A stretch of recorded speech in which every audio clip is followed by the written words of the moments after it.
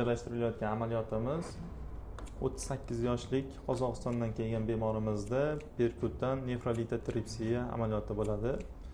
Ko'rib turganlaringdek, bu bemorimizda chap buyuragida karalsimon toshlar mavjud bo'lib, bu siydik yo'lini to'sib qo'ygan. Buning natijasida chap buyrakda kengayish paydo bo'lgan va chap buyrakning parenximasi, ya'ni go'sht qavati qisqarashib, ya'ni yupqalashib borgan.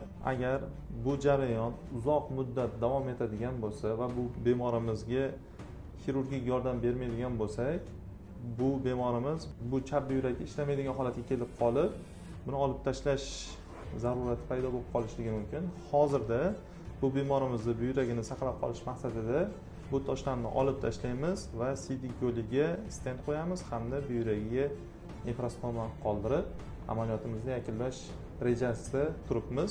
Tashqi siydik kateteri bilan kateterlab olish bosqichini boshlamoqda. Bundan keyin bemorimizni qorniga yotqizilgan holatda bemorimizni toshlarni olib tashlash bosqichini boshlaymiz. Bemorimiz siydik tosh kasalligi bo'yicha 2 marta operatsiya o'tkazgan, 2001 hamda 2014-yillarda, ya'ni ochiq usulda amaliyot o'tkazilgan.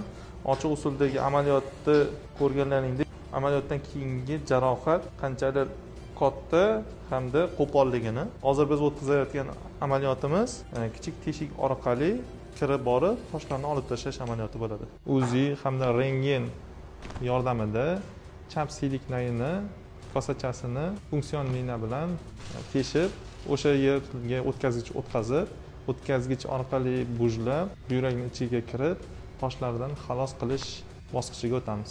Retrograd uretropilografiya qilib ko'rganimizda toshlarimizni joylashgan joyini, buyrak jomi hamda kosachalarini shaklini aniqlash maqsadida qilinadi. Bu jarayonimizni ko'rib turibmiz. Toshimiz infeksion toshga xos o'zgarishlar, buyrakda infeksion toshga xos o'zgarishlarni keltirib chiqarganini ko'rib turishimiz mumkin. Ya'ni toshni aniq bir konturlari to'liqligicha aniqlanmaydi. Bu yerda infeksion jarayonlar kechayotganligini isbotlaydigan narsa. Lekin bu bemorimizda qon analizlari normadan chiqqan hammasi. Hozirgi litotriptorimiz, ya'ni tosh maydalaydigan apparatimiz ultrazvuk yordamida toshni maydalab o'ziga tortib oladi. Bir paytda ham maydalaydi, ham o'ziga tortadi. Ya'ni bu ultratovushli litotriptorimiz karalsimon toshlar uchun juda qulay hisoblanadi. Bu jarayonni tezlashtiradi, ya'ni ham maydalab, ham tortib olish jarayonni tezlashtiradi. Bemorimizni toshlardan xalos qildik.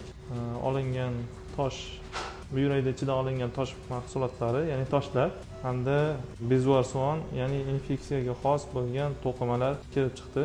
Amaliyotimiz yaxshi o'tdi. Bemorga Alloh shifo bersin. Rahmat.